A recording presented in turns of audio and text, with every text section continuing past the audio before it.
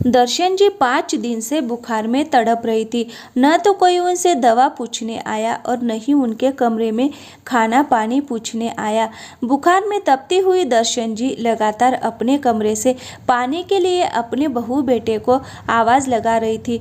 कमजोरी के कारण गले से आवाज़ भी नहीं निकल रही थी और भूख के मारे उनके प्राण निकले जा रहे थे। आज 5 दिन हो गए थे उन्हें बुखार में तड़पते हुए, पर किसी भी बेटे बहू ने उनका ख्याल ही नहीं किया।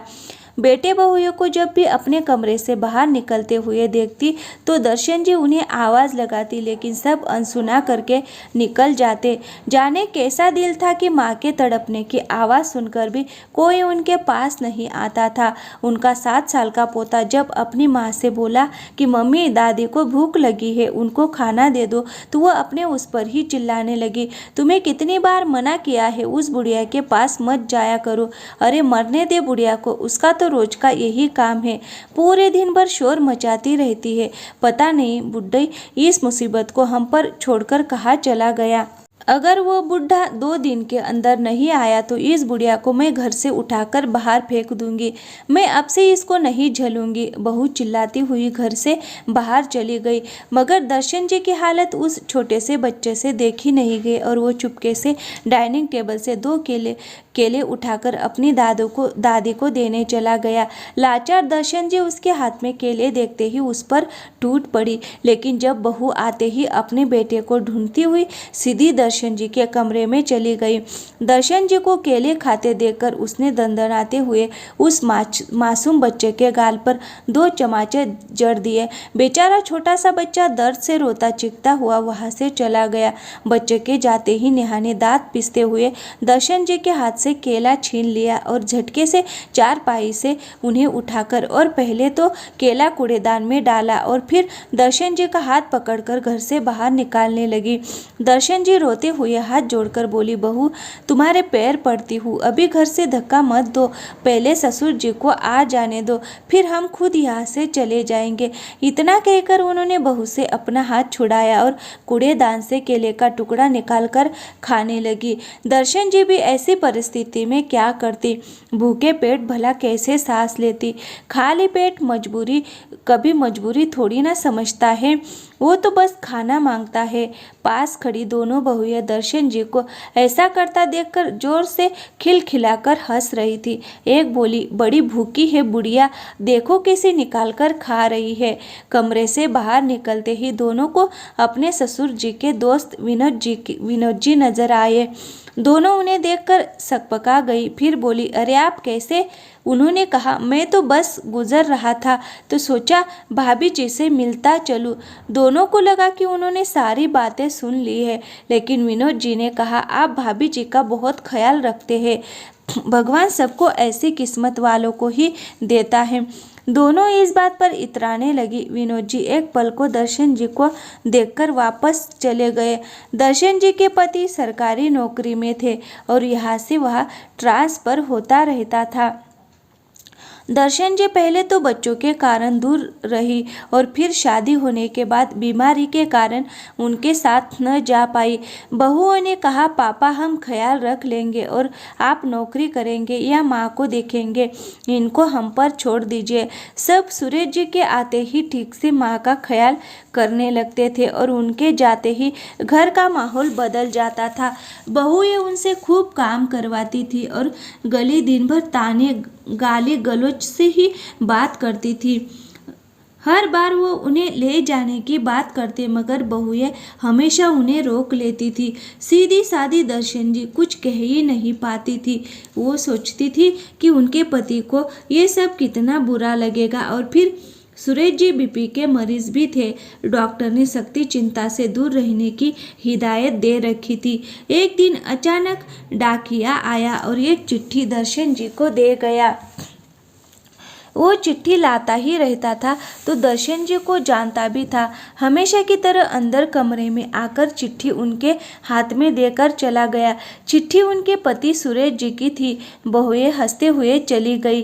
अब देखो ये रोते हुए पढ़ेगी अपने मजनू की चिट्ठी। चिट्ठी पढ़कर दर्शन जी की आंखें फैल गई। अंत में लिखा था, उम्मीद है कि तुम ऐसा जरूर करोगी और मेरा कहना मानोगी। मैं जब आऊँगा तो वैसा ही पाऊँगा। दिल पर पत्थर रखकर सही, मगर तुम्हें करना ही पड़ेगा। दर्शन जी ने चिट्ठी अपने पल्लू में छुपा ली। शाम को उनके घर विनोद जी आए, जो कि पेशे से वकील थे और सुरेश जी के अच्छे दोस्त भी थे। उन्होंने आकर दर्शन जी से कमरे में ही बैठकर कुछ बातें की। दोनों बहुएं जब कमरे में आने लगी तो उन्होंने उन्हें बाहर ही रहने का इशारा कर दिया। दोनों खुसर फुसर करने लगी। ऐसा क्या बतिया रहे हैं दोनों इतने धीरे धीरे? दोनों दरवाजे पर कान लगाए खड़ी थी, मगर कुछ नहीं सुन पाई। कुछ देर में विनोद जी उठकर चले गए। दोनों बहुओं ने अपनी पतियों से कहा, ऐसे क्या साजिश रच रही है बुढ़िया, जो इतना धीरे धीरे बात कर रही थी? बड़े बेटे ने अपनी पत्नी से कहा, अरे तुम क्यों चिंता करती हो, पापा के दोस्त हैं, आ गए होंगे। बड़ी बहू झुंझलाते हुए बोली, आप समझते नहीं, वो वकील है और बात भी धीरे धीरे कर रहे थे, जरूर कुछ बात है। दर्शन जी के बड़े बेटे ने कहा, छोड़ो, ऐसा कुछ नहीं है, इनसे कुछ हो नहीं पाएगा। इसके बाद विनोद जी रोज शाम को आने लगे और दर्शन जी को दवा और फल देकर चले जाते। दोनों बहुएं नजर रखने लगी थी। उन्हें कुछ समझ नहीं आ रहा था कि ये सब क्या हो रहा है। अचानक पिताजी के दोस्त सासू माँ की इतनी परवाह क्यों करने लगे? दर्शन जी अब कुछ ठीक होने लगी थी और चलने फिरने लगी थी। एक दिन शाम को विनोद जी एक थैला लेकर आए, उनके कमरे में चले गए। कमरा अंदर से बंद कर लिया गया। दोनों बहुओं ने शोर मचा दिया, अरे कैसी सास है, देखो कैसे पराये आदमी के साथ कमरे में बंद है। ये आवाज़ें अंदर बैठे विनोद जी को नहीं सुनाई पड़ रही थी।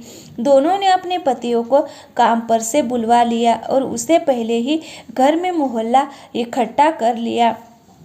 देखो, सब लोग, हमारे ससुर जी तो बाहर है, मगर सास हमारी किसके साथ अंदर बंद है। क्या जमाना आ गया है, कुछ तो ख्याल किया होता। उम्र का इज्जत ऐसी नहीं कमाई जाती। भीड़ तमाशा देख रही थी, लेकिन अभी तक लोग कुछ बोल नहीं रहे थे, क्योंकि सुरेश जी की मोहल्ले में खासी इज्जत थी। कुछ देर बाद अंदर से विनोद जी बाहर निकले और बाहर खड़ी भीड़ को देखकर हैरान होकर बोले, ये सब क्या है, सब लोग इकट्ठे क्यों हैं? लोगों ने जब उनको देखा तो नज़र नीचे हो गई, क्योंकि विनोद जी बहुत सम्मानित व्यक्ति थे। लेकिन बड़ी बहू बोल पड़ी, पहले ये बताइए कि अंदर बैठकर बंद कमरे में क्या गुलछर्रे उड़ा रहे थे आप?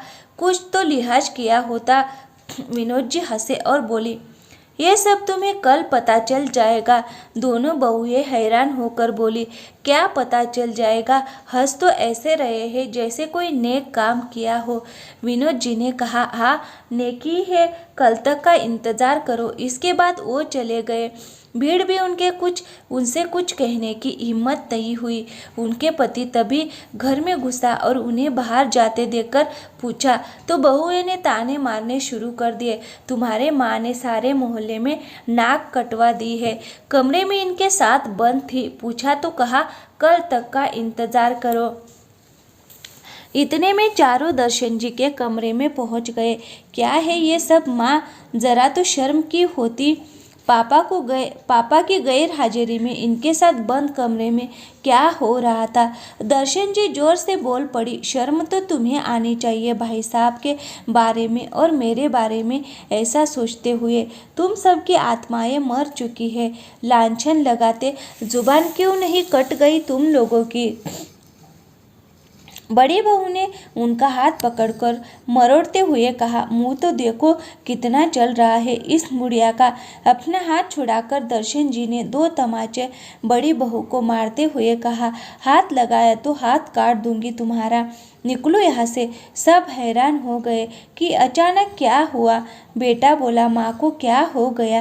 पहले तो आवाज़ नहीं निकलती थी। सब के सब सोच में पड़े हुए थे। अगले दिन 4 लोग सवेरे सवेरे घर में आ गए। हमें दर्शन जी से मिलना है। बहू ने कमरे की तरफ इशारा कर दिया। सब कमरे में गए और बाहर कहते हुए निकले, धन्यवाद दर्शन जी, आपने हमारी बहुत मदद कर दी।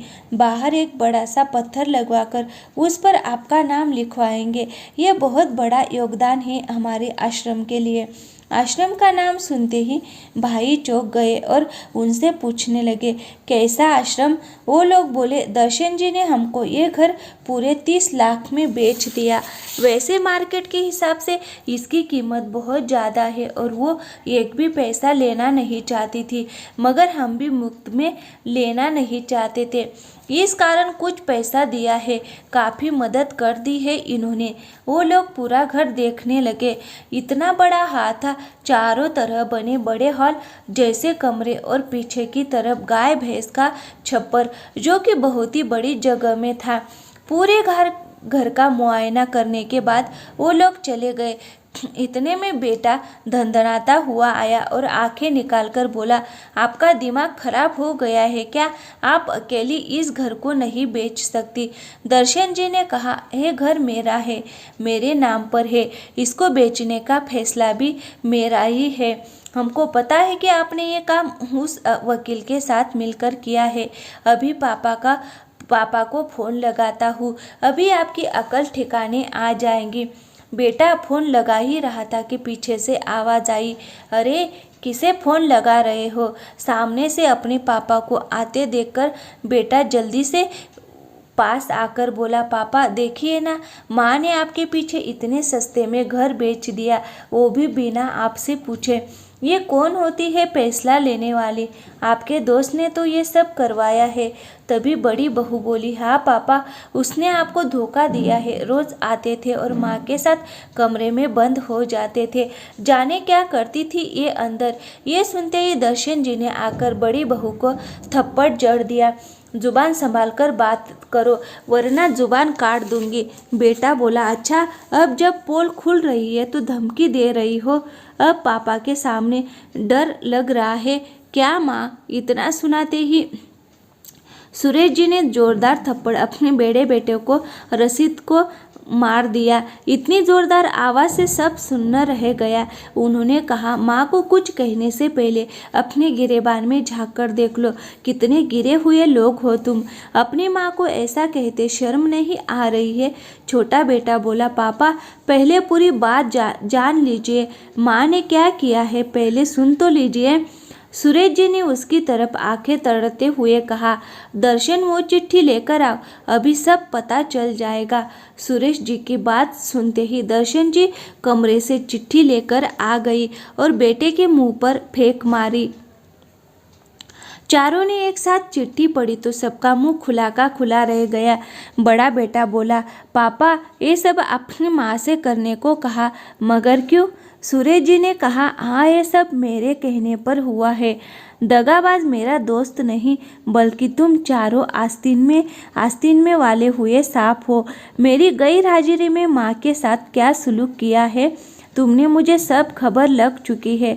दर्शन की हालत की एक एक खबर मुझ तक पहुंच चुकी थी। चारों उनके पैरों में गिर पड़े, माँ हमको माफ़ कर दो।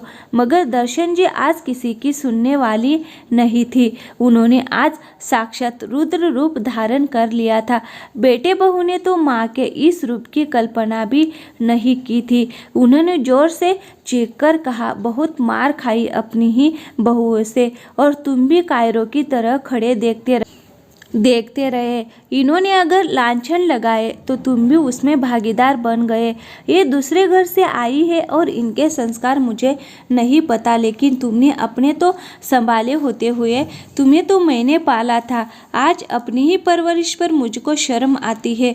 बहुएं तुरंत दर्शन जी के पैरों में लिपट गई। माँ हमें माफ़ कर दो, हमारी बुद्धि खराब हो गई थी, बेटी समझकर माफ़ कर दीजिए ना माँ प्लीज़। दर्शन जी ने कहा, मुझे आज बेटी समझने को कहते हो? क्या तुमने कभी मुझे माँ समझा? पति के बाहर रहने का खूब फायदा उठाया, हाथ उठाते वक्त कभी कुछ सोचा भी था? कहती थी घर से बाहर फेंक दूंगी जब ससुर जी आएंगे। आ गए ससुर जी, अब फेंक कर दिखाओ। दर्शन जी को जोरदार चीख घर में गूंज गई थी। सुनकर चारों की नज़र नीचे झुक गई। चारों माफ़ी मांगते रहे, लेकिन आज दर्शन जी का दिल पिघलने वाला नहीं था। उन्होंने पीठ घुमाकर कहा, तुम इस घर में रहने के काबिल नहीं हो। तुम चारों अभी के अभी भागो यहाँ से, नहीं तो कल आश्रम वाले भगा देंगे। इज्जत प्यारी है और तमाशा नहीं चाहते तो अभी निकलो, वरना मैं पुलिस को बुलाकर दोनों को अंदर करवा दूंगी। समझे तुम दोनों? दोनों बेटे माँ का ऐसा रूप देखकर माफ़ी मांगने लगे, लेकिन दर्शन जी आज उन्हें किसी भी कीमत पर माफ़ करने को तैयार नहीं थी। चारों को मजबूरी में अपना सामान बांधना पड़ा। 3 घंटे तक सब रोते हुए सामान बांधते रहे, बार बार माता पिता की तरफ देखते ही कि शायद उन्हें कुछ तरस आ जाएगा, लेकिन आज दोनों पति पत्नी के दिल पत्थर हो चुके थे। सामान उठाकर चारों कमरों से बाहर निकले और कहा, पापा हो सके तो हमको माफ़ कर दीजिएगा, हमसे बहुत बड़ी गलतियाँ हुई है, हम बहुत शर्मिंदा है। सुरेश जी ने कहा, जल्दी जाओ, हमें भी यहाँ से निकलना है, अपने नए घर में जाकर नई जिंदगी शुरू करनी है। अब मुझे शांति चाहिए, जाओ जल्दी से। सबके सब घर से निकल गए और इसके बाद सुरेश जी ने दर्शन जी को गले से लगा लिया। दर्शन जी ने कहा, इतने साल से मैं आपसे कुछ बता नहीं पाई। वो तो भला हो विनोद जी का, जिन्होंने सारी खबर आप तक पहुंचा दी। आपकी चिट्ठी से हिम्मत मिली और बोलने की हिम्मत हो गई। सुरेश जी ने कहा, मुझे लगता था सब तुम्हारा अच्छे से ख्याल रखते होंगे, लेकिन विनोद के कारण सच्चाई सामने आ गई। उसने घर के सामने से गुजरते हुए सब सुन लिया था और फिर जब तुम्हें बीमार देखा तो मुझे तुरंत फ़ोन किया। इसके बाद ही मैंने यह फैसला किया, चलो अब हम नया घर बसाते हैं, फिर से खुशियों भरी ज़िंदगी शुरू करते हैं। तो दोस्तों, कैसी लगी कहानी? अच्छी लगी हो तो वीडियो को लाइक और चैनल को सब्सक्राइब ज़रूर कीजिए। Thank you.